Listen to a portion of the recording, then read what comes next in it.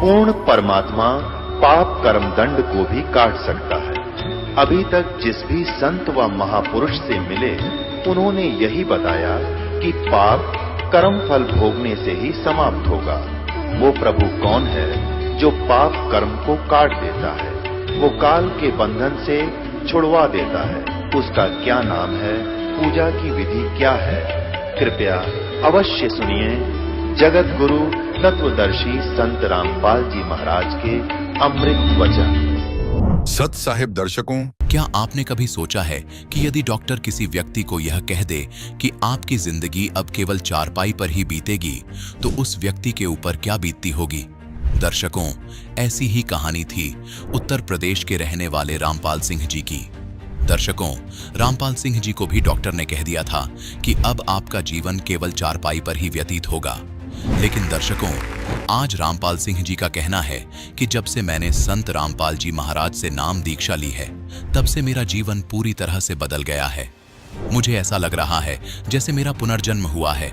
मैं अब पूर्ण रूप से स्वस्थ हूँ और मेरे मन में पूर्ण रूप से शांति आ गई है। दर्शकों, आखिर संत रामपाल जी महाराज जी ने इन्हें कौन सी जड़ी बूटी दे दी जिससे यह बिल्कुल स्वस्थ हो गए? आखिर इसके पीछे की सच्चाई क्या है? आइए सुनते हैं रामपाल सिंह जी की कहानी, उन्हीं की जुबानी। सर नमस्कार। नमस्कार सर। सर क्या नाम है आपका? रामपाल सिंह। सर कहाँ से आए हैं आप? मुरादाबाद से आए सर। सर संत रामपाल जी महाराज से नाम दीक्षा लेने से पहले आप क्या भक्ति साधना करते थे? भक्ति साधना तो सर हम यही करते थे, ब्रह्मा विष्णु महेश और देवी देवताओं की इनकी भक्ति पूजा करते थे। काफ़ी समय करी थी हमने भक्ति, लेकिन हमें इसमें कोई लाभ नहीं मिल पाए। सर आप किस लाभ की इच्छा से देव देवताओं की भक्ति करते थे? हमने अपने शरीरों के सुख शांति के लिए जो पूजा करते थे, बस जो कि परिवार में सब सही से रहें, हरी बीमारी ना लगे, किसी को दुख ना हो। सर क्या कोई लाभ भी मिला आपको? ना सर, हमें कोई लाभ नहीं मिल पाए। बस इतना ही चलता रहा हमारा उसमें कि भक्ति सेवा में, भक्ति लाइन में हम लगे रहे। सर आपको संत रामपाल जी महाराज जी के बारे में कैसे पता लगा? संत रामपाल जी महाराज जी के बारे में हमें जो पता लगा सर, कि एक तो पुस्तक सेवा वाले संत रामपाल जी के शिष्य जो आते हैं, वो पुस्तक सेवा करने आए थे। तो हमने, हमारे दरवाजे पर जब आए तो हमने वो पुस्तक भी नहीं ली, और ना लेते हुए भी हमने फिर भी यही सोचा, हम सत्संग को अच्छा नहीं समझते थे सर जी, क्योंकि हम बहुत ही घृणा करते थे। क्योंकि हम मांस मछली ये सब यूज करने के बाद में तो हमारी जो है बुद्धि भ्रष्ट होती थी बिल्कुल ही। अब सर उसमें हुआ ये कि हमारे घर के सामने ही एक संत रामपाल जी महाराज के अनुयायी काम कर रहे थे, पत्थर का, घिसाई का। तो वो हमारा हाल देखते थे, रोज़ काम करने आते थे, हमारा हाल देखते थे कि ये भगत जी ऐसे पड़े रहते हैं यार, ये तो बहुत सख्त बीमार हैं। हमें हार्ट की बीमारी बनी थी, तो हम हार्ट की बीमारी में हमारे दर्द होता था दिल पे, तो हमसे ना उठा जाए, ना चला जाए, ना फिरा जाए, कुछ नहीं होता था हमसे। तो उस समय वो जब पत्थर का काम करते थे, वो आए तो उन्होंने हमसे कहा, बोले तुम एक काम करो, संत रामपाल जी से दीक्षा लेके देख लो और आप ठीक हो जाएंगे बिल्कुल। तो हमने उनसे कहा, मैंने कहा भाई भक्ति हमने बहुत कुछ कर ली है, लेकिन हमारा मन भर चुका है, हम कहाँ से ठीक नहीं होंगे, हम कहाँ कहाँ घूम लिए, हम तब ठीक नहीं हुए, तब कैसे ठीक होंगे। फिर 2-4 दिन बाद भी वो रोज़ाना हमसे, मतलब हमारे घर वालों से, औरों से, हमारी घरवाली से भी कहते थे। तो कहते कहते एक दिन हमारे फिर समझ में आया, मैंने कि चलो भाई, हमारे घर वाले भी हमसे कहने लगे, हम भी सोची, मैंने कि चलो मर तो रहे, मैंने चल देख लेते हैं चल के। संत रामपाल जी महाराज जी का सेंटर था वहाँ पे, मुरादाबाद बटावली गांव पे। तो सर जी हम वहाँ पर चले गए, वहाँ जाके हमने दीक्षा ली। दीक्षा लेने के बाद में हमें जो है थोड़ा आराम मिला। आराम मिलते मिलते आज कुछ, कल कुछ और परसों कुछ, इस तरह से हमारी जो है बीमारी हल्की हुई, हमें शांति मिलती चली गई। और जो हमारे घर बार सब बिक गया था पहले, और घर और बिकने के बाद में हमारे पास कुछ नहीं बचा था, ज़मीन वमीन सब बीमारियों में बिक गई थी। फिर उसके बाद में परमात्मा की ऐसी दया हुई कि हम तो ठीक हुए। संत रामपाल जी महाराज की शरण में आने के बाद हम तो ठीक हुए ही। संत रामपाल जी महाराज ने हमारे लिए एक मकान, ज़मीन भी खरीदवाई शहर में ही, और उन्होंने एक मकान भी बनवा दिया उसमें। और संत रामपाल जी महाराज की दया से हमारे घर में 4-5 भगत हो गए हैं और सभी भक्ति करते हैं। और हम आज संत रामपाल जी की दया से हम जो है बिल्कुल ठीक रहते हैं। सर आपने संत रामपाल जी महाराज से नाम दीक्षा कब ली? हमने संत रामपाल जी महाराज जी से नाम दीक्षा ली थी 15/1/2018 को। सर आप ये जो अपने साथ रिपोर्ट लेके आए हैं वो किस चीज़ की है? ये हमारी हार्ट की रिपोर्ट है। ये हमें हार्ट हुई थी, जो कि डॉक्टरों ने दिल्ली से डॉक्टरों ने बोला था कि आपकी हार्ट की 3 नस ब्लॉक हैं और 1 नस काम कर रही है। आपकी जो है समस्या गंभीर है, आपका बचना मुश्किल है। ये हमारे बेटे से बताया था। सर जब आपकी रिपोर्ट डॉक्टर ने देखी तो उन्होंने क्या कहा? डॉक्टर ने हमसे ये कहा था जी, ये आपकी लाइफ टाइम दवाई है, आप जाएं और आराम करें। आप जो है चारपाई से नीचे ना उतरें, ना आपको खड़ा होना ना घूमना है, आपको केवल खाट पे चारपाई पे बैठे रहना है। और आपको ये लाइफ टाइम दवाई है। सुबह से लगा के रात को 10 बजे तक 7 बार दवाई थी सर जी। लेकिन सर आज आप हमारे सामने खड़े हैं, इतनी दूर से आप इंटरव्यू देने के लिए आए हैं, लेकिन आप तो बिल्कुल स्वस्थ नज़र आ रहे हैं। आज ये तो संत रामपाल जी महाराज की शरण में आने के बाद ही हमें तो ऐसा लगता है हम जैसे कि हमें मालिक ने परमात्मा ने दूसरा जन्म दे दिया, गुरु जी ने हमें। सर आपने अपनी बीमारी के लिए अपना घर बेच दिया, काफ़ी सारी ज़मीन जायदाद बेच दी, उसके बावजूद भी आपको कोई विशेष आराम नहीं मिल पा रहा था। तो सर संत रामपाल जी महाराज जी ने आपकी इतनी गंभीर बीमारी को ठीक करने के लिए कितने पैसे लिए? संत रामपाल जी महाराज किसी से कोई पैसा नहीं लेते, बस वो तो एक जो नाम दीक्षा लेते हैं तो उनमें एक मंत्र देते हैं, मंत्र जाप करना होता है। उन मंत्र जाप करने के द्वारा ही जो कि सारी भक्ति आ जाती है उसी में। कोई पैसे नहीं लिया आपसे? नहीं, कोई पैसा नहीं लेते। बच्चों से लगा के छोटे और बड़े सब में सब कुछ सुख शांति है। और हमारी बीमारी कट गई। हमें संत रामपाल जी महाराज जी की शरण में आने से हमें दूसरा जन्म मिला है। सर जो लोग आपकी तरह गंभीर बीमारियों से पीड़ित है और वो अपनी आर्थिक परिस्थितियों को लेकर अपना इलाज भी नहीं करवा पा रहे हैं, उन लोगों को आप क्या कहना चाहेंगे? भगत समाज को संदेश क्या देना है, सिर्फ प्रार्थना ही करनी है भगत समाज को कि जो भी परेशानी में हैं और जिन लोगों के पास में जो पैसे वाला होता है वो तो पैसे से झेल लेता है कि पैसे लगाते लगाते जब पैसा नहीं रहता पास में फिर सोचता है अब क्या करूं, कैसे जान बचे। तो हमारा तो यही कहना, हमारी यही विनती उनसे प्रार्थना है कि अपने संत रामपाल जी की महाराज जी की शरण में आएँ और अपना नाम दीक्षा लें और अपना फ़ायदा उठाएं, अपना लाभ उठाएं। जी धन्यवाद। सच साहिब। दर्शकों, अभी आपने सुने संत रामपाल जी महाराज से दीक्षा प्राप्त करके सुखी हुए भक्त के अनुभव। अब देखिए जगत गुरु तत्वदर्शी संत रामपाल जी महाराज के मंगल प्रवचन। और वो परमात्मा स्वयं आकर वो ज्ञान देता है, अच्छी आत्माओं को मिलता है। और फिर यजुर्वेद अध्याय नंबर 40 के ही श्लोक नंबर 15 में, मंत्र नंबर 15 में कहा है कि मेरा एक ओम नाम है। गीता ज्ञानदाता कहता है ना, ये वेद ज्ञानदाता और गीता ज्ञान। वैसे वेद ज्ञान मालिक ने इस काल को दिए, ब्रह्म के अंतःकरण में फीड कर दिए, और जो भी वार्ता मालिक ने उचित समझी उसी तरीके से लिख दिया कि इसकी तरफ से ये प्रश्न और मेरी तरफ से ये उत्तर, ऐसे लिख रखा। तो यहां पर ये गीता ज्ञानदाता का बताया है, इसका ओम नाम है। और फिर वो पूर्ण परमात्मा जो सच्चिदानंद घन ब्रह्म है वो तो प्रोक्ष है, वो गुप्त है, उसको ये गीता ज्ञानदाता नहीं जानता, वो तो तत्वदर्शी संत बताएंगे। ये दोनों कंसेप्ट ईव क्लियर हो जाएंगे। यजुर्वेद अध्याय नंबर 40 के श्लोक 15, 16, 17 ये देख लो। ये यजुर्वेद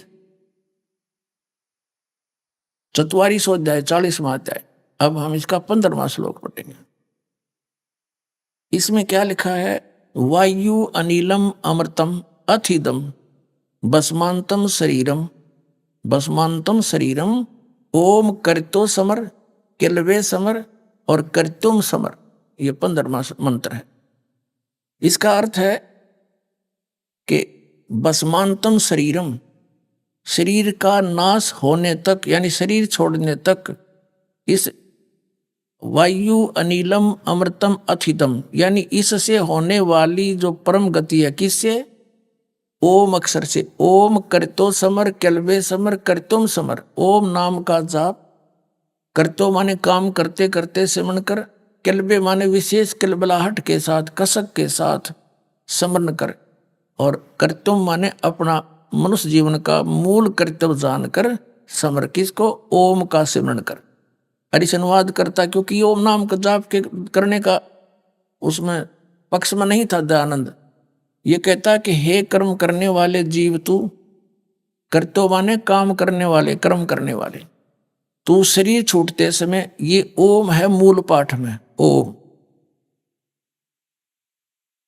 इस नामवाचक ईश्वर को समन कर, यानी ओम का यहां लिखना था ओम, ओम को समर माने समन कर। ये खुद ओम का जाप नहीं करता था क्योंकि ये ज्ञान नहीं था इसको, तो यहां इसने अनुवाद गलत कर दिया। ओम, ओम का अर्थ कर दिया इस नामवाची ईश्वर को, यानी ओम को जाप नहीं करना, जिसका ओम नाम है उसका स्मरण कर, उसका स्मरण कर, ओम का नहीं। कोई बात है यार? तो ऐसे अनुवाद इन्होंने सच्चाई को छुपाने की चेष्टा की, जैसा इनका बुद्धि ने काम किया। सदग्रंथों को ये समझ नहीं सके। अब देखो, हे काम करने वाले जीव तू शरीर छूटते समय ओम, इस नामवाचक ईश्वर को, यह लिखना था इस ओम को स्मरण कर। आगे इसने अटपट करे रखे, इतना ही दिखाना था इसका। शरीर नष्ट होने वाले अमृतम अविनाशी कारण को धारण करता है, अनिल कारण रूप वायु को, ये कोई बात है? इसका है अंतिम वायु माने श्वास, अंतिम श्वास में जब तेरा शरीर नष्ट हो तब तक इस ओम नाम का काम करते करते विशेष कसक के साथ स्मरण कर, और अपना मनुष्य जीवन का मूल उद्देश्य जानकर इसका श्रवण कर। तो इस ओम से मिलने वाला जो अमृतम, इस सतर की जो परम गति है, वह तुझे प्राप्त हो जाएगी। यही श्रीमद् भगवत गीता अध्याय नंबर 8 के श्लोक नंबर 13 में कहा है, ओम इति एकाक्षरम ब्रह्म व्यवहारन माम अनुस्मरन् ये प्रयाति तजन देहम सयाति परमाम गतिम। माम ब्रह्म, मुझ ब्रह्म का केवल एक ओम अक्षर है, नथिंग एल्स, और इसका तो अंतिम सांस तक सिमरण उच्चारण करके सिमरण करता हुआ जो शरीर छोड़कर जाता है, सयाति परमाम गतिम, वो उस परम गति को प्राप्त होता है जो ओम से मिलने वाली है। ओम से कौन सी परम गति होगी? ब्रह्मलोक प्राप्ति होगी। 8वें अध्याय के गीता जी के श्लोक नंबर 16 में कहा है कि ब्रह्मलोक में गए वे प्राणी भी वापस जन्म मृत्यु में आते। तो ये के खाक परम गति हुई। जब फिर जन्म मृत्यु या संकट न्यों का न्यों रह गया तो क्या फायदा है, या कैसी परम गति? इसलिए गीता ज्ञानदाता कहता है कि अर्जुन, चौथे अध्याय के 5वें और 9वें श्लोक में, और दूसरे अध्याय के 12वें में, 10वें अध्याय के दूसरे श्लोक में, कि अर्जुन तेरे और मेरे बहुत जन्म हो चुके, तू नहीं जानता, मैं जानता। इससे सिद्ध है कि ओम नाम गीता ज्ञानदाता ब्रह्म का, और ये श्री कृष्ण जी में प्रवेश करके बोल रहा है। तो ये स्वयं नाशवान है, जिसकी भक्ति करने वाले की भी जन्म मृत्यु सदा बनी रहेगी। इसलिए इसने चौथे अध्याय के 34वें श्लोक में कहा कि उस तत्व ज्ञान को जो जन्म मृत्यु से रहित करेगा, वो ज्ञान उस तत्वदर्शी संत के पास पाओगा, मिलेगा। और वो ज्ञान वो होगा जो परमात्मा ने स्वयं आकर के अपने मुख कमल से बोली हुई वाणी है, वो संकेत कर दिया। अब गीता जी अध्याय नंबर 15 के श्लोक नंबर 1 में ये स्पष्ट कर दिया है कि तत्वदर्शी संत की पहचान क्या होगी। ये उल्टा लटका हुआ संसार रूपी वृक्ष है, ऊपर को जड़, नीचे को तीनों गुण रूपी शाखा। गीता जी अध्याय नंबर 15 के श्लोक नंबर 1 से लेकर 4 तक का निष्कर्ष बताता है ये दास, कि ऊपर को जड़ वाला, नीचे को तीनों गुण रूपी शाखा वाला, रजगुण ब्रह्मा, सतगुण विष्णु, तमगुण शिवजी रूपी शाखा वाला, और ऊपर को जड़ है वो परम अक्षर ब्रह्म है। ये उल्टा लटका हुआ संसार रूपी वृक्ष है। सिर्फ गीता ज्ञानदाता ने इतना बोला है, ऊपर को जड़ और नीचे को तीनों गुण रूपी शाखा, बस, और कुछ ज्ञान नहीं दिया उसने। तो इस उल्टे लटके हुए संसार रूपी वृक्ष के सभी विभागों को जो बता देगा, स वेदवित ऊर्ध्व मूलम अधः शाखम अश्वथ प्राहु अव्यम छंदासी यस्य प्रणानी ये तम वेद स वेदवित। इसने सिर्फ इतना कहा, ऊपर को जड़ है और ये संसार रूपी पीपल का वृक्ष कहा जाता है अविनाशी, और इसके नीचे को शाखा है। फिर दूसरे श्लोक में कहा कि तीनों गुण रूपी शाखा गुण प्रवर्धा, तीनों गुण रूपी जो शाखा है ये रजगुण ब्रह्मा सदगुण विष्णु तम गुण शिव जी, इतना ज्ञान दिया इसे। और बाकी छोड़ दिया कि तत्वदर्शी संत बताएंगे। यहां वो भी तत्वदर्शी संत की पहचान बता दी कि उल्टे लटके हुए संसार रूपी वृक्ष के सभी विभागों को जो अलग भिन्न भिन्न करके बताएगा सवेदवित, वो तत्वदर्शी संत है। अब परमात्मा ने 600 वर्ष पहले आकर के ज्ञान दिया था कबीर देव जी, कबीर परमेश्वर जी ने, कि अक्षर पुरुष एक पेड़ है और सरपुरुष वाकी डार और तीनों देवा शाखा है ये पात रूप संसार।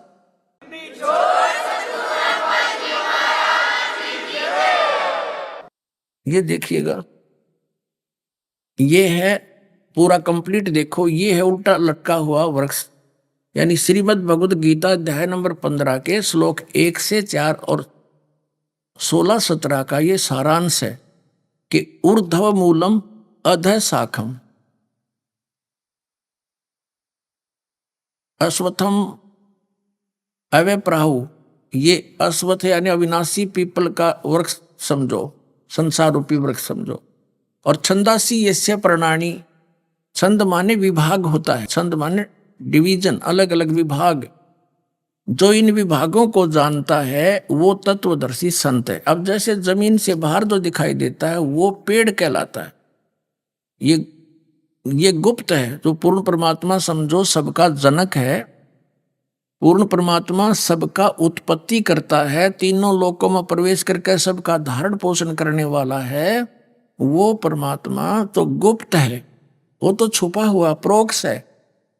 वो अभी तक किसी की बुद्धि में नहीं आया, तो परमात्मा स्वयं आए बता करके आज इस दास पे कृपा करी, उस मालिक के दिए हुए ज्ञान को उसके बच्चों तक सुलझा के समझा के उनके रूबरू कर दूं। कबीर साहब ने कहा है कि नौमन सूत उलझिया ये ऋषि रहे झकमार, और सतगुरु ऐसा सुलझा दे उलझे न दूजी बार।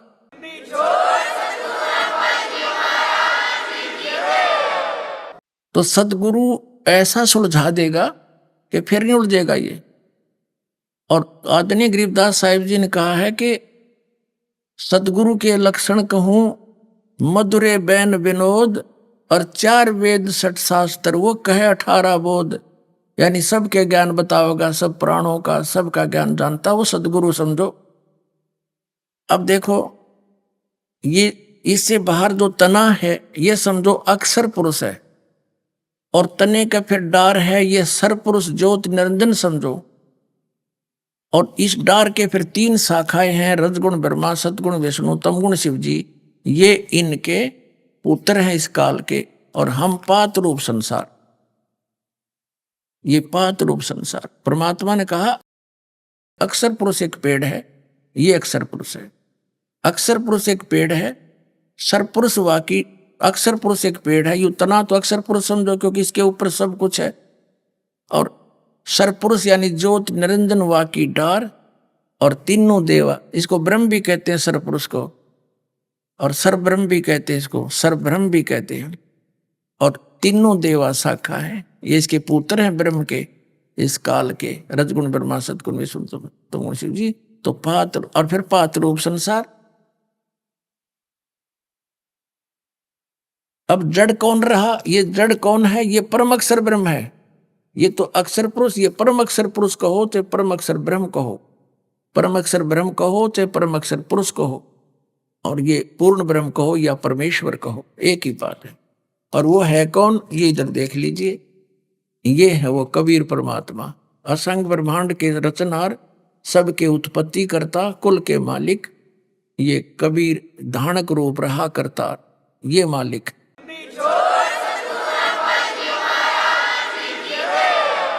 अब जो प्रसंग चल रहा है उसी पर आते हैं। इसमें क्या बताया है? यजुर्वेद के अंदर गीता ज्ञान दाता कहता है कि मेरा तो एक ओम अक्षर है, नथिंग एल्स। और ब्रह्मलोक में गए हुए प्राणी भी जन्म मृत्यु का आते, ये खुद कहता। फिर गीता जी अध्याय नंबर 15 के श्लोक नंबर 1 से लेकर 4 में 16 और 17 में स्पष्ट किया है। और ये बताया कि इनके सभी विभागों को जो बताता है स वेदविद, वो वेद के तात्पर्य को जानने वाला है, वो तत्वदर्शी संत है। एक बार फिर देख लीजिए गीता जी को।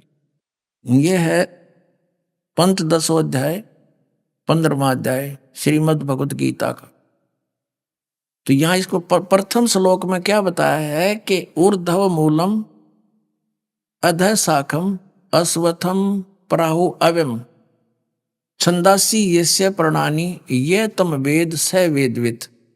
यहां क्या बताया है कि ऊर्ध्व मूलम, इसका लिखना था आदि पुरुष परमेश्वर मूल वाले। ऊर्ध्व माने ऊपर को मूल वाला, वो तो आदि पुरुष परमेश्वर है। मूल तो इस संसार रूपी वृक्ष का यानी परम अक्षर ब्रह्म है, सच्चिदानंद घन ब्रह्म है। अधः शाखम, नीचे को शाखा, ये गलत अनुवाद किया। अधः माने नीचे होता है। इन्होंने स्वयं ये अधः और अधः दो बार लिखा है, 2 नंबर श्लोक में 15वें अध्याय के, और यहां अनुवाद किया इन्होंने। अधः माने नीचे, अधः माने नीचे, बिल्कुल ठीक किया है। यहां ये विचलित हो गए।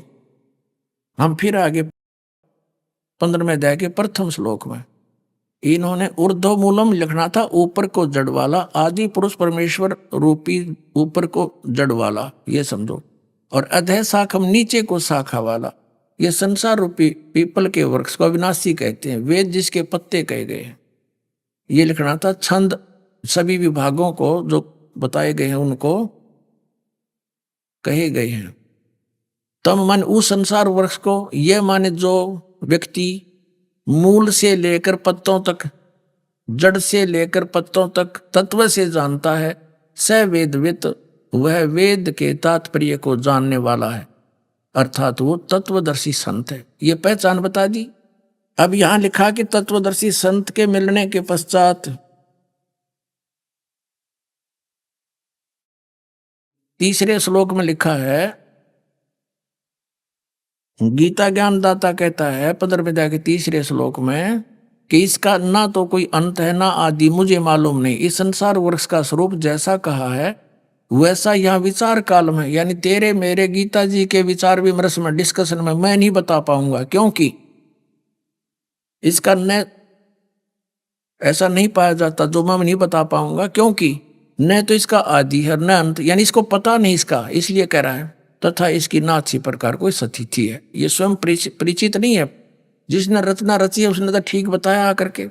इसलिए इस सुविरूढ़ मूलम, यानी ऊपर के जो मूल भगवान के जो लोक हैं वो तो बिल्कुल अविनाशी हैं, इसलिए अति दृढ़ मूल वाले, ये वासना उसना नहीं। अश्वत्थम माने पीपल के वृक्ष को, इस सारे संसार के ज्ञान को, दृढ़ेन असंख शस्त्रेन छित्वा, संस्कृत पढ़ेंगे तब ये इनकी अंग्रेजी समझ में आओगी। इन्होंने कहा कि इस दृढ़ेन माने दृढ़ वैराग्य रूप शस्त्र द्वारा काट कर नहीं, तत्व ज्ञान रूपी शस्त्र द्वारा काट कर, अर्थात इस ज्ञान को समझकर उसके पश्चात 15वें अध्याय के 4थे श्लोक में इसमें कहा कि उसके पश्चात परमेश्वर के परम पदरूप परमेश्वर को भली भांति खोजना चाहिए, जिसमें गए हुए पुरुष यानी साधक फिर लौटकर संसार में कभी नहीं आते, और जिस परमेश्वर से इस पुरातन संसार वृक्ष की प्रवृत्ति विस्तार को प्राप्त हुई है, अर्थात जिसने इन सारे ब्रह्मांडों की संसार रूपी वृक्ष की रचना की है, उस आदि पुरुष नारायण के मैं शरण हूं। इस प्रकार दृढ़ निश्चय करके उस परमेश्वर का मनन और निधि ध्यान करना चाहिए।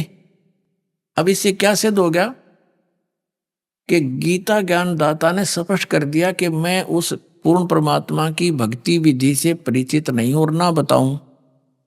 उसके लिए तत्वदर्शी संतों को खोज लो, वो तत्व ज्ञान से परिचित होंगे। फिर तत्वदर्शी संत की प्राप्ति के पश्चात परमेश्वर के उस परम पद की खोज करनी चाहिए, जहां जाने के बाद साधक फिर लौटकर कभी संसार में नहीं आते।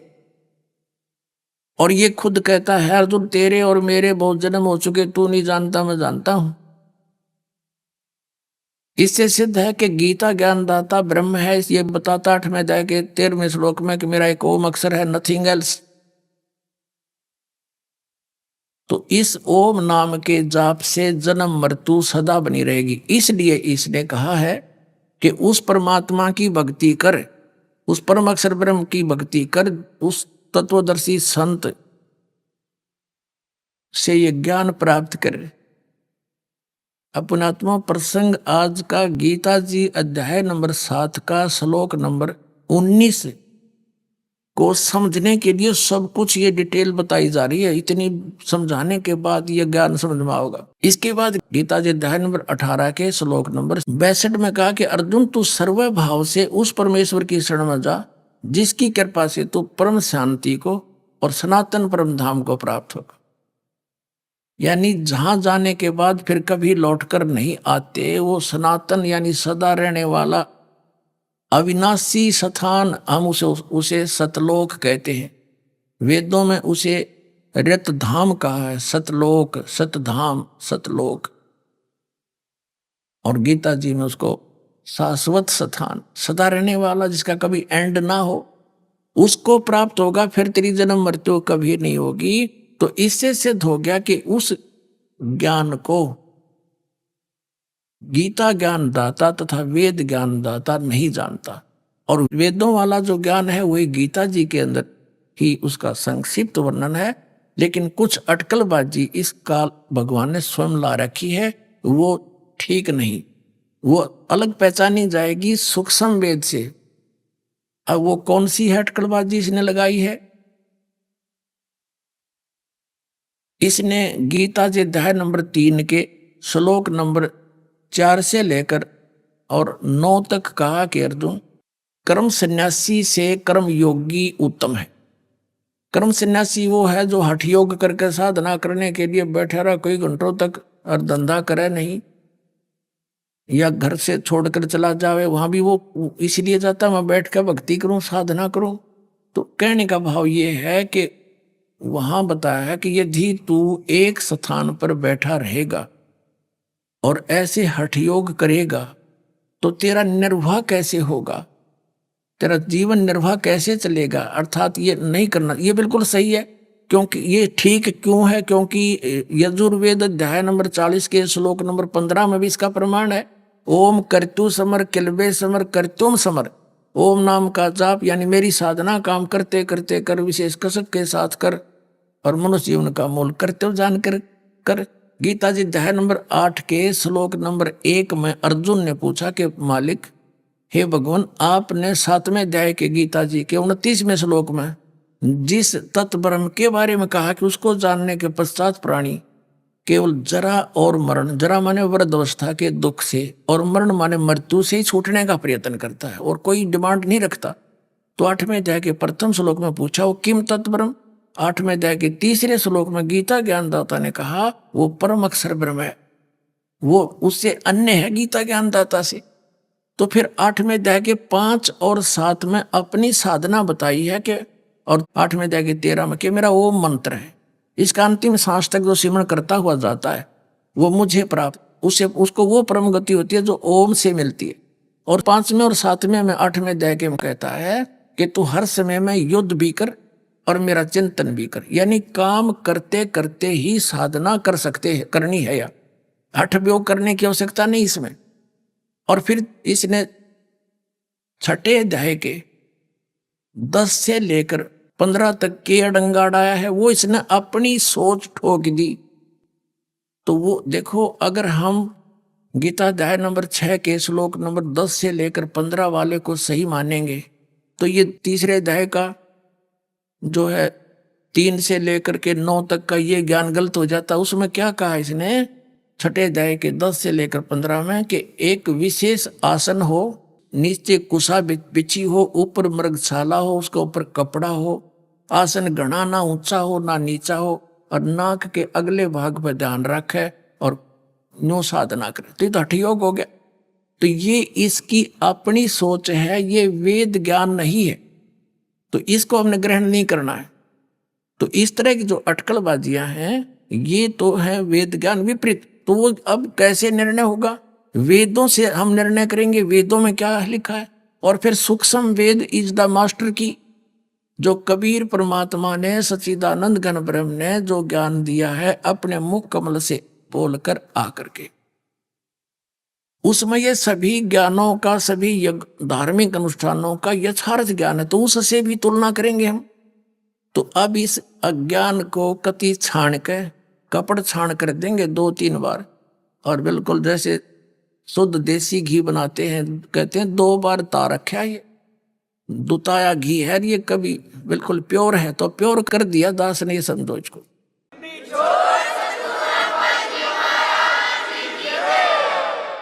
अब इसमें आपको और दिखाते हैं यजुर्वेद अध्याय नंबर इस 40 के मंत्र नंबर 15 में आपने देख लिया कि ओम कर्तु सवर किलवे सवर कर्तुम सवर। अब 17वें श्लोक में ये वेदों में स्पष्ट किया है, वेद ज्ञान दाता कह रहा है, यानी ये ज्ञान जो है परमात्मा ने एज इट इज फीड कर दिया इसमें। और ये ऐसा है कि जैसे ये गीता ज्ञान दाता अन्य की तरफ बता रहा है, वो परमात्मा इससे कोई और है, ऐसे ढंग से लिखकर मालिक ने इसमें फीड कर दिया था परमेश्वर ने। तो वो ज्ञान आप देखिएगा। अब ये 40वां अध्याय का हमने 15वां पढ़ लिया, अब 17वां पढ़ते हैं। 44वां अध्याय यजुर्वेद भाषा भाष्य, महर्षि दानंद का अनुवाद है ये आर्य समाज प्रवर्तक का। हे मनुष्यों, जिस ज्योत स्वरूप रक्षक मुझसे, ये ज्योत स्वरूप काल है, ज्योत स्वरूपी निरंजन है, ये अविनाशी यथार्थ कारण के आच्छादित मुख के तुल उत्तम अंग का प्रकाश किया जाता है, जो वह प्राण व सूर्य मंडल में पुरुष माने पूर्ण परमात्मा है, वह तो परोक्ष रूप है, वो तो गुप्त है। अहम मैं खम, यहां लिखा है सो असव अहम ओम खम ब्रह्म।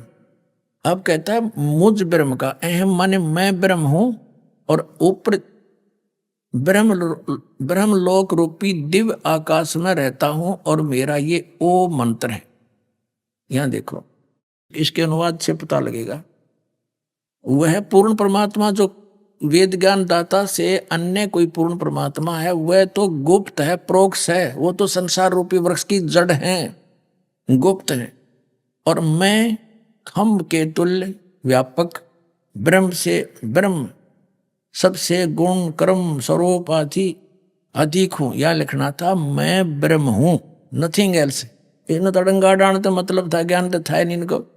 मैं ब्रह्म हूं, और खम माने दिव्य, उस ब्रह्म लोक रूपी दिव्य आकाश में रहता हूं, ये इसका अर्थ ये है। और मेरा ओम नाम है, इसने कितने इसके ओम नाम का लिखा है, इसका लिखा है मैं तो सबका रक्षक हूं, अधिक हूं, सबसे अधिक हूं। इन्होंने कहा मैं ब्रह्म हूं, ये लिखना था। ओ सबका रक्षक जो ऐसा, सबका रक्षक जो मैं उसका ऐसा नाम जानो। ओम लिखती आन भी शर्म आई, इसने ओम लिखना था, उसका ओम नाम जानो, मेरा मैं हूं और मेरा यू ओम नाम जानो। और वो गुप्त है, इन्होंने तो अड़ंगा डा रखा था, जैसे गीता अनुवादकर्ताओं ने श्री कृष्ण जी को ही सर्वेश्वर मान गए और सब अर्थों का अनर्थ करके इन्हीं को सुप्रीम पावर सिद्ध करने की कुचेष्टा की। अब जैसे किसी ने एक लंबे ट्रेले का कवर बनवा रखा हो, किसी ने कवर, ऊपर का कवर पूरे को ढकने के लिए, माल बचाने के लिए, अपनी उस गाड़ी को सुरक्षित रखने के लिए, और वो किसी ने पड़ा पाजा और वो ये कहे ये कवर इस कार गाड़ी का है, तो उसके ऊपर जब डाल के देखेंगे जब पता चलेगा ये इसका है कि ऐसे कोई और बड़ी गाड़ी का है। तो इन्होंने कुचेष्टा की है उस बड़े ट्राले के उस कवर को और कार के ऊपर सेट करने का। इन्होंने 6 बार भी मोड़ लिया, 20 बार भी इकट्ठा कर लिया, तो भी सेट नहीं हुआ। तो ये अध्यात्म ज्ञान का पूरा मुख्य जो केंद्र है वो परम अक्षर ब्रह्म है, और वो इनका समझ में आया। इन्होंने श्री कृष्ण जी को ही परम अक्षर ब्रह्म मान लिया, यानी कार को ही ट्राला मान लिया इन्होंने, ये समझ लो। अब इसका जो प्रसंग हमारा चला था कि सर्व वेद परमात्मा ने इसको दिए थे, और इसने ब्रह्म ने इनमें से काट छांट के वो निकाल दिया जिसमें तत्व ज्ञान था। यानी तत्व ज्ञान का अर्थ है उस परमात्म तत्व की जानकारी थी, परम अक्षर ब्रह्म की पाने की विधि वो विशेष थी उसमें, वो निकाल दी और शेष इसने दे दिया ब्रह्मा को। इसके विभाजन किए, जैसे वेद व्यास जी ने इसको 4 भागों में कर दिया, वैसे कंप्लीट ज्ञान एक ही है। ज्ञान कहो तो वेद कहो, ज्ञान कहो तो इन्होंने 4 वेद बना दिए, एक यजुर्वेद, ऋग्वेद, अथर्ववेद और सामवेद। ये वैसे ज्ञान टोटल एक ही है, जैसे 18 पुराणों का एक ही बोध माना जाता है। तो अब क्या हुआ, जो प्रसंग चल रहा था, इन ऋषियों ने इन वेदों को जैसा समझा, सतगुरु इन्हें मिला नहीं, और कहते हैं गुरु बिन काहू न पाया ज्ञाना, ज्यों थोथा भूस छड़े मूड किसाना। कहते हैं गुरु बिन वेद पढ़े जो प्राणी, और समझे ना सार रहे अज्ञानी। अब जैसे गीता जी अध्याय नंबर 7 के श्लोक नंबर 16 और 17 में और 18 में इसने बताया है कि 4 प्रकार के व्यक्ति मेरी साधना करते हैं। तो जिज्ञासु तक, अर्थार्थी, आर्थ और जिज्ञासु ये रिजेक्ट कर दिए, ज्ञानी सेलेक्ट किए कि ज्ञानी आत्मा है तो अच्छी, उदार है, नेक है। अब ज्ञानी की परिभाषा दास आपको बता रहा है कि ज्ञानी वो है जिसने ये समझ लिया है कि मनुष्य जीवन बार बार नहीं मिलेगा और इसका मूल उद्देश्य कल्याण ही है। और फिर उसने ये भी जान लिया कि एक पूर्ण परमात्मा की भक्ति से मोक्ष होगा, अव्यभिचारिणी भक्ति करनी पड़ेगी, एक का साध्य सब सद है। उन्होंने फिर ये ज्ञान कहाँ से सिलेक्ट किया कि वो परमात्मा कौन है? वेदों से। जैसा दास ने आपको दिखा, इन्होंने वेदों में ओम मंत्र पढ़ लिया और उसमें लिख रखा ओम कर्तु समर किलबे समर कर्तुम समर, यजुर्वेद अध्याय नंबर 40 के मंत्र नंबर 15। तो इन्होंने ब्रह्म को सुप्रीम पावर मान लिया, सुप्रीम गॉड है, पूर्ण परमात्मा, और ओम उसका नाम मान लिया। और इनकी ज्ञान वाली आंखें बंद होगी यजुर्वेद अध्याय नंबर 40 के मंत्र नंबर 10 से लेकर 12 में, जिसमें स्पष्ट किया है कि कोई तो परमात्मा को किसी सतिथि में बताता है, कोई किसी सतिथि में बताता है। उसकी जानकारी तत्वदर्शी संत बताते हैं, उनसे सुनो।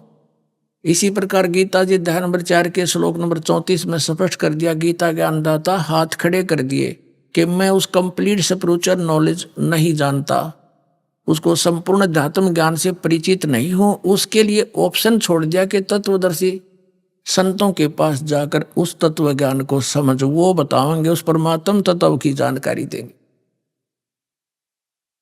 तो यह इनकी बुद्धि में आई नहीं कि इसमें तो कुछ और भी ऑप्शन छोड़ रखा है कि वो तत्वदर्शी संतों को खोजो जो वेदों और गीता से भी अन्य ज्ञान देगा।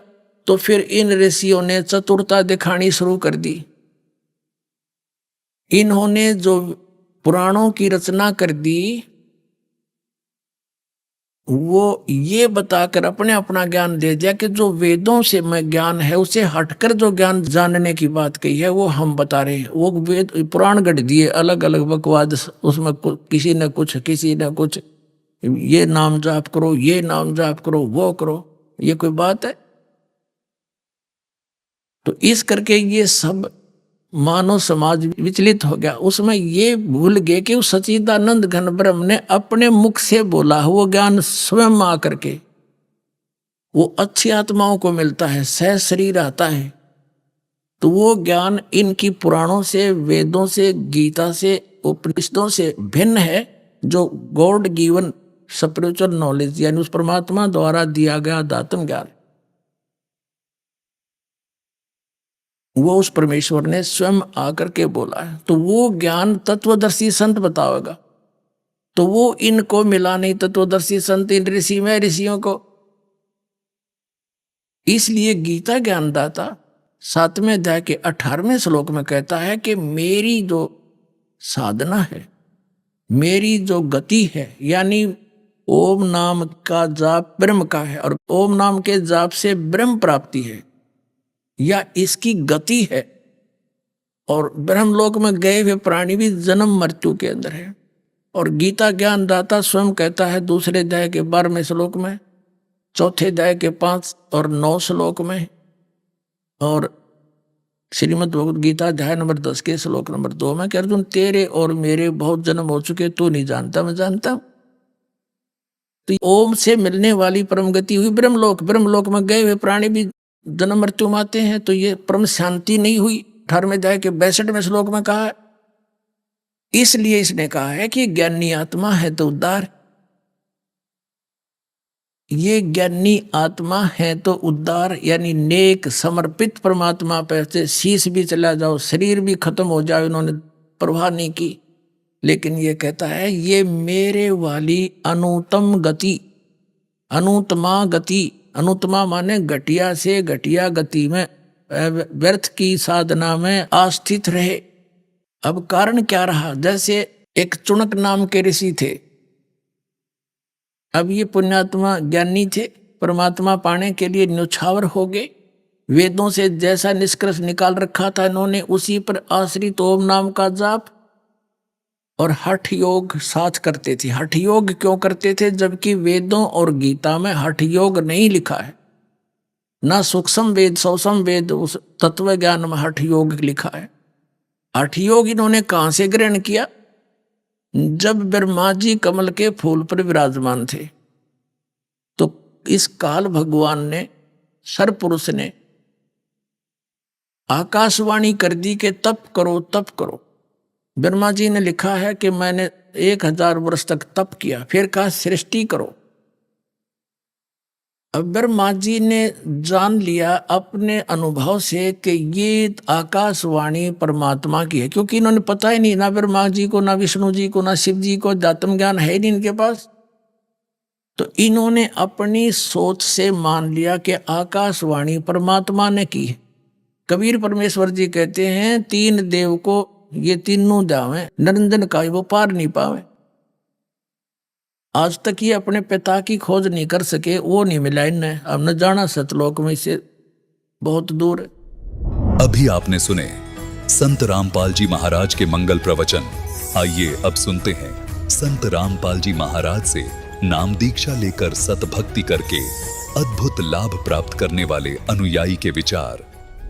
दर्शकों, आज हिंदुस्तान में गुरु पंडित तो आपको गांव-गांव में देखने को मिल जाएंगे, परंतु एक आम व्यक्ति के लिए यह निर्णय करना मुश्किल हो जाता है कि आखिर सच्चा गुरु कौन है, जिसके पास है अध्यात्म खजाने की चाबी। इसी तलाश में रहे व्यक्ति की जीवन गाथा से रूबरू करवाने आज हम आपको ले चलते हैं जोधपुर राजस्थान के बजरंग जी के पास। हैरानी की बात तो यह है कि इनके पूर्वज स्वयं गुरु पद पर थे। ये हनुमान जी की पूजा किया करते थे, लेकिन इनके पास आध्यात्मिक सवालों के जवाब नहीं थे। इसी सफर में इन्होंने हंसा देश पंथ के सतपाल जी का भी नाम लिया और वहीं आगे बढ़ते बढ़ते एक दिन इन्हें मिली इनके जीवन को नए मोड़ पर खड़ा कर देने वाली पुस्तक परमेश्वर का सार संदेश। इस पुस्तक ने उनकी आध्यात्मिक खोज पूरी की, जहां जाने के पश्चात इन्हें अनेकों लाभ मिले। आपको बता दें कि इस पुस्तक के लेखक सर्वशक्तिमान परमेश्वर के द्वारा भेजे गए संत रामपाल जी महाराज जी हैं, जिन्होंने बजरंग जी का जीवन परिवर्तित कर दिया। अब सुनिए बजरंग जी की जीवन परिवर्तन की कहानी उन्हीं की जुबानी। सर नमस्कार। नमस्कार जी। सर क्या नाम है आपका? जी दास का नाम बजरंग दास है। हम जोधपुर राजस्थान से आए हैं जी। संत रामपाल जी महाराज की शरण में आने से पहले आप क्या भक्ति साधनाएं करते थे? जी भक्ति साधना तो हम बचपन से ही करते थे, और वैसे हम काल के जाल के हिसाब से देखें तो हमारा कुल भी भक्ति मार्ग का ही था। वैष्णव जाति के थे, तो शुरू से ठाकुर जी की मंदिरों की पूजा करते थे, और पुजारी भी थे, गुरुपद पे थे। हमारे पिताजी भी गुरुपद पे थे, हमारे दादाजी भी थे। हम भी गांव में जो साधना बताते हमें लोग भी गुरु भी कहते थे, और गुरु के नाम से पुकारते थे, और वही साधना करते थे। देवी देवताओं की, हनुमान जी की साधना करते थे जी। ये साधना हमने 18 वर्ष तक की हनुमान जी की, सालासर हनुमान जी की साधना की थी हमने। और वो साधना करते करते हमें एक मानव उत्थान सेवा समिति के कोई भगत जी थे, वो मिल गए। उन्होंने कहा भाई आप सतपाल जी महाराज को गुरु बना लो, गुरु बिना बनाए बिगड़ तो आप नुगरे रहोगे, कल्याण नहीं होगा। तो हमने कहा हम तो खुद ही गुरु ही हैं, गुरु बनाने की हमें ज़रूरत ही नहीं है। तो नहीं कि एक बार आप मिलो तो सही, बात करो। फिर हम गए उनके जो चेले थे, चेले के पास सतपाल जी महाराज नहीं मिले थे, फिर उनसे हमने नाम दीक्षा ले ली थी। और नाम दीक्षा जब ली तो उन्होंने ये भी बताया था, जो ये मंत्र देते हैं हम 3 लोक और 14 भुवन में किसी को ये मंत्र किसी को पता नहीं है, और ये गूढ़ रहस्य आपको दिया जाएगा, आप किसी को बताना मत, और ये साधना करते रहना। फिर हमने वो साधना 2.5-3 वर्ष तक वो साधना की, और उनको हमें कोई प्रकाश हुआ नहीं, कोई फ़ायदा हुआ, और तो भी हम साधना में लगे हुए थे। और ये साधना करते करते करते काफ़ी 2.5-3 वर्ष हो गए। संत रामपाल जी महाराज की शरण में कैसे आए आप? सर, जिस टाइम हम भक्ति करते थे सतपाल जी महाराज के, हर संडे को हम उनके आश्रम में जाते थे, सेवा कराते थे, तो वहाँ उनके अनुयायियों ने एक पुस्तक ला के दी थी, परमेश्वर का सार संदेश।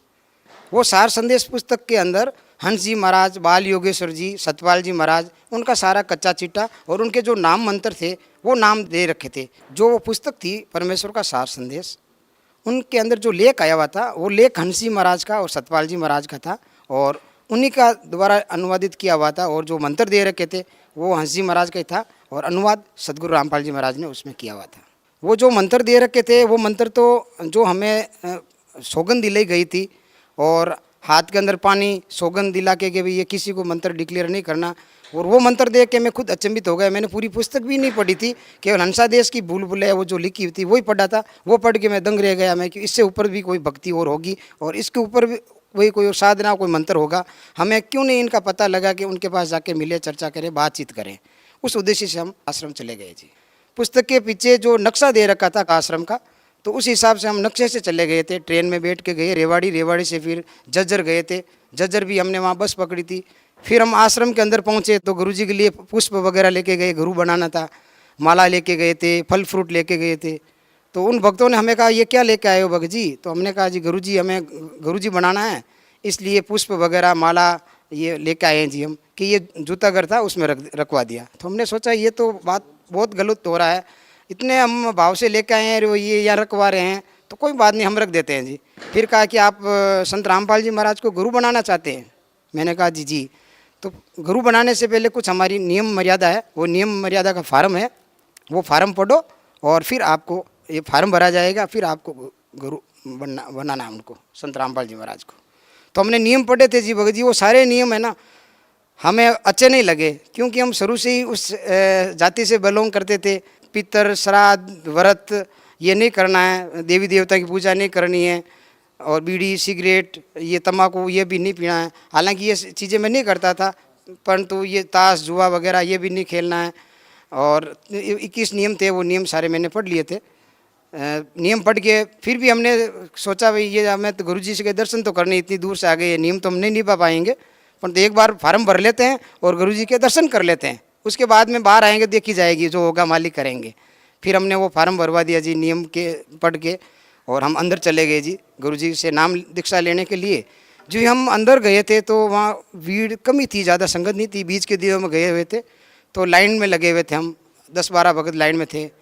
तो हम जो अंदर गए थे, मेरा नंबर आया था, उस टाइम गुरुजी सदगुरु रामपाल जी महाराज थे ना, वो सामने बैठे थे टीवी के सामने, और टीवी से ही नाम उपदेश दिलाते थे। सामने वो कैमरा लगा हुआ था। तो मैं यूँ गुरुजी को प्रणाम किया, हमें सत्साहिब करना आता था, नहीं प्रणाम करना आता था, तो हमने यूँ झुक के प्रणाम किया। गुरुजी ने कहा बेटा आ गया? जी गुरुजी। नाम लेना है? जी गुरुजी। फिर गुरुजी ने वो मेरे को नाम दे दिया। नाम देकर गुरुजी ने कहा जाओ बाहर भंडारा कर लो, स्नान कर लो, दूर से आए हो।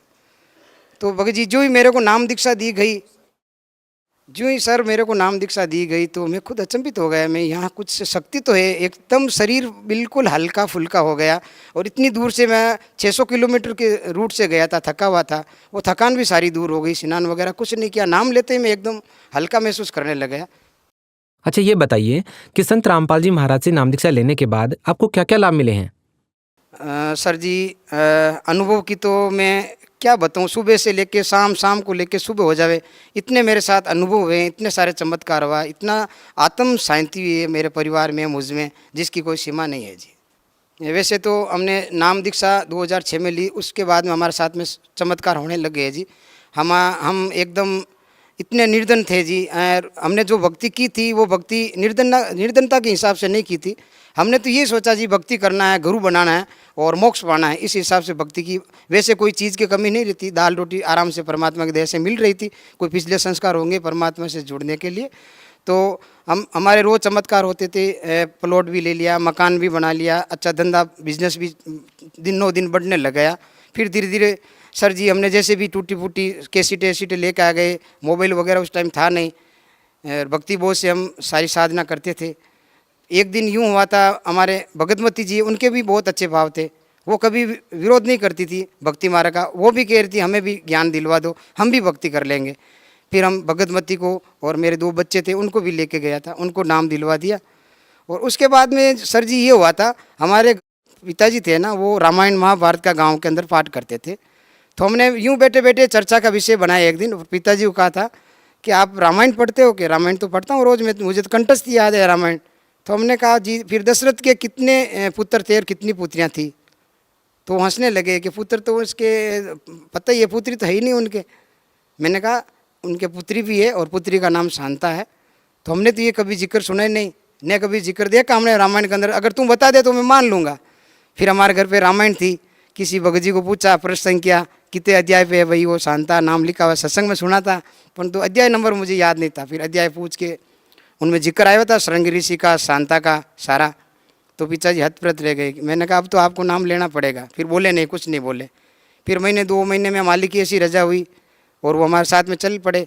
वो इसीलिए चल पड़े कि एक बार देख कर जाता हूँ कौन सी जगह पे जाता है, कैसे गुरुजी इनके बच्चे सेफ्टी से रहते हैं या नहीं रहते। वहाँ 3-3 दिन से ये आता है।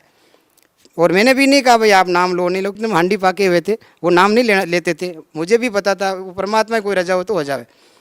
फिर दोपहर का टाइम थे, आश्रम हम गए थे और जाके बैठ गए हम। तो हमारी सेवा करने लगे। पिताजी लौट गए थे सत्संग होने से पहले।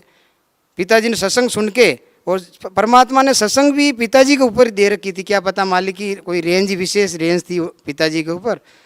जो सत्संग पूरा हुआ, पिताजी गए थे नामदान लेने के, अकेले चले गए थे। नामदान लेके वापस आके बिस्तर पे लेट गए। तो मैंने कहा पिताजी आपके सर पे चोटी थी, वो चोटी कहाँ गई? पिताजी हंसने लग गए कि मैंने भी नाम ले लिया है। किसने कहा आपको नाम लेने के लिए? कि नहीं वो सत्संग थी ना, सत्संग के अंदर जो गुरुजी सदगुरु रामपाल जी महाराज है ना, पूरे के पूरे प्रमाण दे रखे थे। और मैंने सोचा ये मौका हाथ से नहीं छूट जाए और मैंने नाम ले लिया जी। पिताजी नाम ले लिया। उसके बाद माता जी भी चल पड़े, परमात्मा को विशेष रजा हो गई। और आश्रम के अंदर जी हम पहुँचे थे, गुरुजी मिले ही चल रही थी, गुरुजी दर्शन दे रहे थे। और जो ही गुरुजी ने माता जी को देखा और माता जी ने गुरुजी को देखा तो गुरुजी हंसे, हंस के, और माता जी रो रहे हैं। मतलब गेट के अंदर घुसते ही माता जी रो रहे हैं, ये बंदी छोड़, हे परमात्मा आप तो भगवान हो, साक्षात भगवान हो, मैं पीछे रह गई, मालिक दया कर दो मेरे ऊपर। और परमात्मा ने हंस के उनको आशीर्वाद दिया और माता जी ने भी नाम उपदेश ले लिया। और उसके बाद में भगत जी हमारे घर के अंदर बहुत चमत्कार हुए थे। चमत्कार, इतने चमत्कार।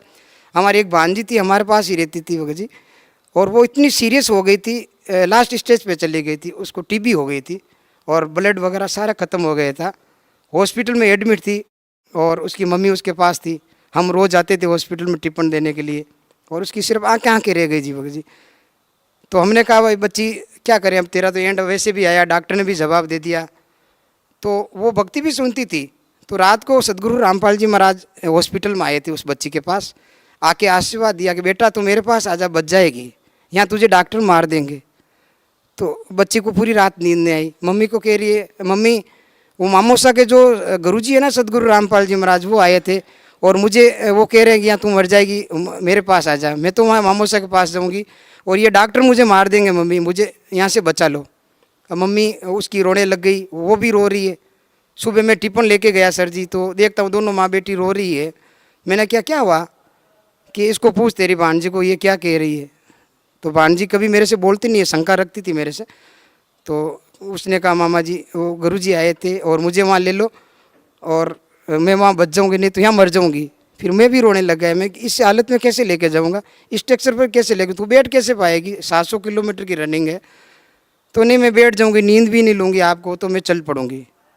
फिर मालिक की दया से गाड़ी किराए की और गाड़ी में बिठा के उसको लेके गए थे हम। वो सर जी वो पूरी रात बेटी बेटी, हम सारे सो रहे थे परंतु उसकी आंख में नींद नहीं आ रही थी, सत्संग सुन रही थी बेटी बेटी। 12 घंटे निकाल लिए उसने और सुबह जाते ही उसने नाम उपदेश ले लिया, बैठ के नाम उपदेश लिया। और 3 दिन वहाँ रुके थे। 3 दिन में वो खाना पीना भी करने लग गई, स्नान भी उसने वहाँ कर लिया और एकदम पैदल चल के आई थी। इससे बड़ा चमत्कार तो हो ही नहीं सकता है। इससे भी और बड़ा चमत्कार मालिक ने और किया था मेरे भगतमती के साथ में। तो मालिक की दया से हम कहीं जा रहे थे बाहर, तो रात को कोई घाट आ रहा था, गाड़ी के अंदर बैठे हुए थे हम, गाड़ी एक्सीडेंट हो गई और गाड़ी पलट गई थी सर जी। और उस एक्सीडेंट के अंदर हम करीब 3-4 फैमिली थी, हमारी भगतमती की सबसे ज़्यादा लगी थी और 17-18 टैंक आए थे, सर पूरा फट गया था। और रात का 2:30-3 बजे का टाइम, फिर हॉस्पिटल लेके गए थे हम, तो डॉक्टर ने भी रेफ़र कर दिया, जालोर गए थे हम, जालोर में, जोधपुर से 300 किलोमीटर दूर है वो। तो डॉक्टर ने कहा भाई इसको जल्दी से जल्दी पालनपुर ले जाओ या जोधपुर ले जाओ, और सीरियस केस है, आप बचा सको तो बचा लो। फिर सर जी हमने वहाँ से वेन की और परमात्मा को विनती करते रहे, ये बंदी छोड़ परमात्मा, आप दया करते रहो। वहाँ टांके लगाए, टांके से ब्लड रुका नहीं, ब्लड आता रहा और हम 3-4 घंटे लगे, जोधपुर आए, तब तक उसको होश में था। डॉक्टरों के पास लाए इमरजेंसी वार्ड में, तो डॉक्टरों ने कहा ये बच कैसी रही है, इसके तो ब्लड है ही नहीं बिल्कुल। और जो स्ट्रक्चर था पूरा भर गया था, उनके कपड़े पूरे खून से लथपथ हो गए थे।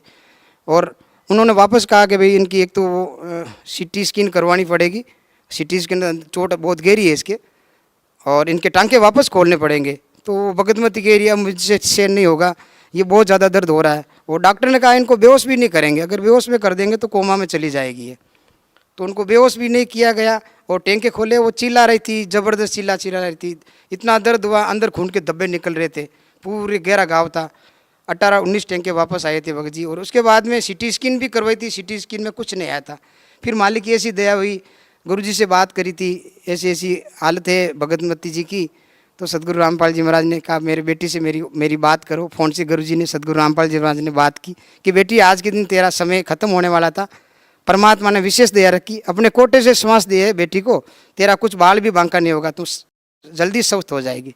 तो बंदी छोड़ की दया से सर जी 7 दिन के अंदर वो भगतमती जी तैयार हो गई और 7वें दिन हम आश्रम में पहुंच गए थे। इससे बड़ा कोई चमत्कार हमारे लिए तो कोई हो ही नहीं सकता है। और भी कई चमत्कार है भगत जी जिसकी कोई गिना भी नहीं सकता मुझे। देखिए बजरंग जी, हम आपसे ये भी जानना चाहेंगे कि क्या संत रामपाल जी महाराज वही भक्ति साधना आपको बता रहे हैं जो अन्य महापुरुषों ने की? सदगुरु रामपाल जी महाराज जो साधना बताते हैं उनका प्रमाण आधे दर्जन संत महात्मा ने दिया है। कबीर साहब जी है, नानक साहब जी है, दादू जी है, पिंपा जी है, धर्मदास जी है, इन्होंने प्रमाण दे दिया। गरीबदास जी महाराज ने अपने शास्त्रों में लिख दिया है, वो प्रमाण भी शास्त्रों में मिलता है।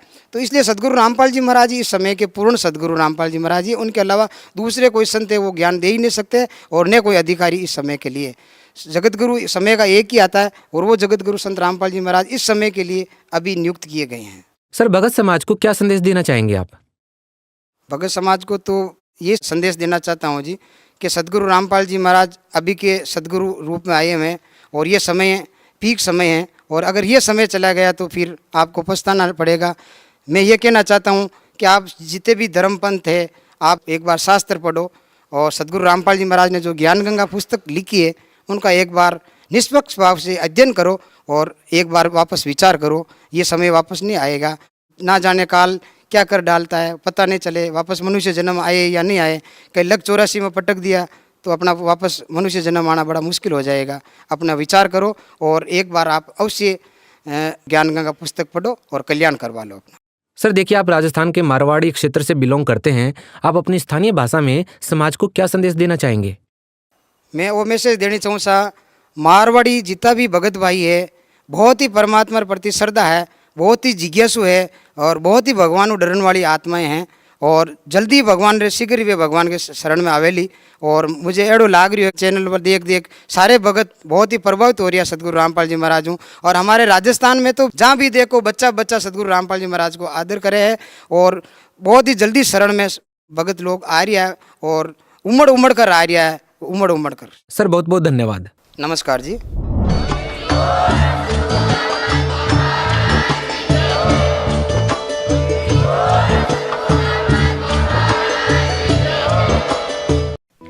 आप सुन रहे थे जगत गुरु तत्वदर्शी संत रामपाल जी महाराज के मंगल प्रवचन। अधिक जानकारी के लिए संपर्क करें।